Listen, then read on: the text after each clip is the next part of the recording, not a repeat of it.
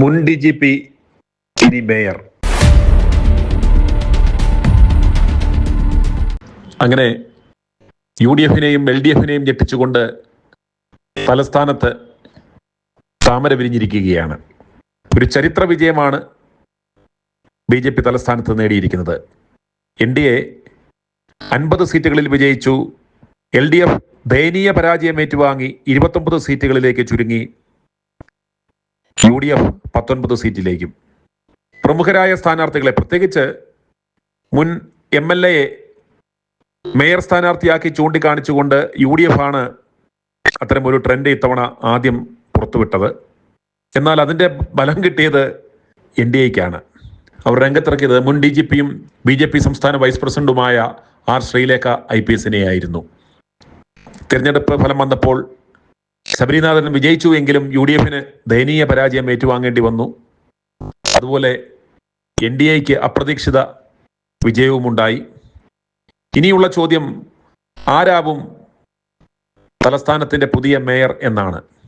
നിലവിലുള്ള സാധ്യതകൾ വെച്ച് നോക്കുമ്പോൾ R. ശ്രീലേഖ IPS-ന് ആ പദവി കൊടുക്കുവാനുള്ള സാധ്യത വളരെ വലുതാണ്. കാരണം NDA സംബന്ധിച്ചുള്ളവർ കാത്തിരുന്ന് കിട്ടിയ ഒരു വിജയമാണിത്. ഇപ്പോൾ തലസ്ഥാന നഗരിയിൽ വലിയ വാഗ്ദാനങ്ങൾ നൽകിയിട്ടുണ്ട്. 14 ദിവസങ്ങൾക്കുള്ളിൽ നരേന്ദ്രമോദി തലസ്ഥാനത്തെത്തും. ഇന്ത്യയിലെ തന്നെ ഏറ്റവും മികച്ചൊരു നഗരമാക്കി മാറ്റും. അന്നേരം അവർക്കൊരു മോഡൽ നഗരമാക്കി മാറ്റണമെന്നുണ്ടെങ്കിൽ അത്രയും കാലിബറുള്ള അത്തരത്തിൽ നിന്ന് പെർഫോം ചെയ്യാൻ പറ്റാവുന്ന ഒരു കാൻഡിഡേറ്റ് അവർക്ക് വളരെയേറെ അത്യാവശ്യമാണ്. R. ശ്രീലേഖയെ സംബന്ധിച്ചിടത്തോളം അവർ മുൻ DGP ആണ്. അതുകൊണ്ട് തന്നെ സാധ്യതകൾ വളരെ കൂടുതലാണ് R. ശ്രീലേഖ IPS-ന്. അതുപോലെ തന്നെ R. ശ്രീലേഖ എന്നൊരു കാൻഡിഡേറ്റ് ഇല്ലായിരുന്നുവെങ്കിൽ ഏറ്റവും സാധ്യത ഉണ്ടായിരുന്ന ഒരാൾ, അതല്ലെങ്കിൽ ഇപ്പോഴും ഒരു സാധ്യതാ ലിസ്റ്റിലേക്ക് പരിഗണിക്കാൻ പറ്റുന്ന ഒരാൾ എന്ന് പറയുന്നത് VV രാജേഷ് ആണ്. അദ്ദേഹം കഴിഞ്ഞ 10 വർഷമായി വളരെ ആക്റ്റീവായി നഗരസഭയിലുണ്ട്.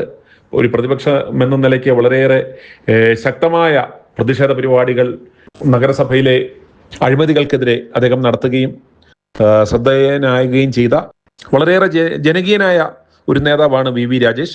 പക്ഷെ അദ്ദേഹത്തെ സംബന്ധിച്ചിടത്തോളം ഈ R. ശ്രീലേഖ IPS-നുള്ള അത്രയും ഒരു എക്സ്പോഷർ ഇല്ല. മുൻകാലങ്ങളെ വെച്ച് നോക്കിക്കഴിഞ്ഞാൽ മേയർ പദവിയിൽ ഇരുന്നവരൊക്കെ ഈ പറഞ്ഞ എക്സ്പോഷർ ഉണ്ടോ എന്ന് ചോദിച്ചു കഴിഞ്ഞാൽ ഇല്ല എന്ന് തന്നെയാണ് ഉത്തരം.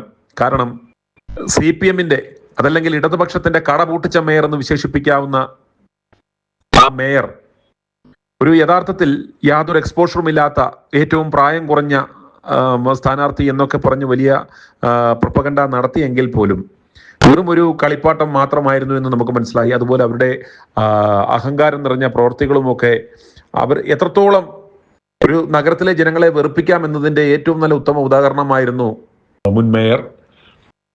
അതുകൊണ്ട് തന്നെ ഈ എക്സ്പോഷറിലൊന്നും വലിയ കാര്യമില്ല എങ്കിലും BJP-യെ സംബന്ധിച്ചുള്ള ഇത് വീണ് കിട്ടിയ വലിയൊരു അവസരമാണ്.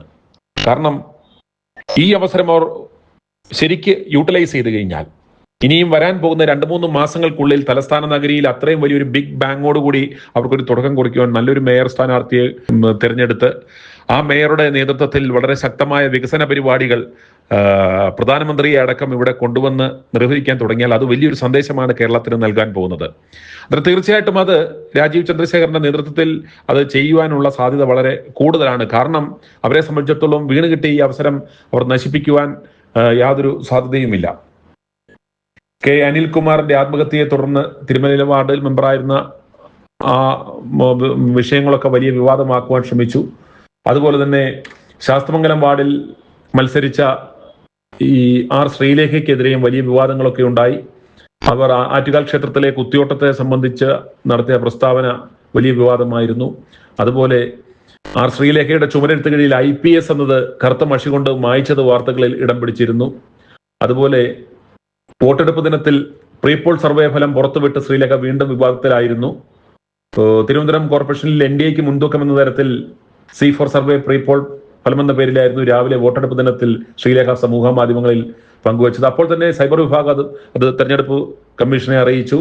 മാധ്യമങ്ങളിൽ വാർത്ത വന്നതിനെ തുടർന്ന് പോസ്റ്റർ അവർ തന്നെ പിൻവലിക്കുകയുണ്ടായി. അപ്രകാരം വിവാദങ്ങളിലൊക്കെ ഏർപ്പെട്ടു. അതുപോലെ തന്നെ സർവീസിലിരിക്കുമ്പോഴും വളരെ അരഗൻ്റായ ഒരു ഒരു വുമൺ ഓഫീസർ എന്ന പേരിൽ കുപ്രസിദ്ധി നേടിയ ഒരാളും കൂടിയാണ് ആർ ശ്രീലേഖ. അതുപോലെ ജനങ്ങളുമായിട്ടുള്ള ഇടപെടലിലൊന്നും വലിയ ഒരു സൗമ്യ മുഖം ഒന്നുമല്ല ആർ ശ്രീലേഖ. പക്ഷെ നിലവിലെ സാഹചര്യത്തിൽ BJP സംബന്ധിച്ചിടത്തോളം അവർ ഏറ്റവും കൂടുതൽ പ്രാമുഖ്യം നൽകുവാൻ സാധ്യതയുള്ള ഒരു ആർ ശ്രീലേഖ IPS ആവാനാണ് സാധ്യത. കാരണം ഞാൻ മുൻപ് പറഞ്ഞ ആ ഫാക്ടേഴ്സ്. കാരണം അവർക്കൊരു കരുത്തുറ്റ ഒരു വനിതാ മേയറെ ആവശ്യമാണ്.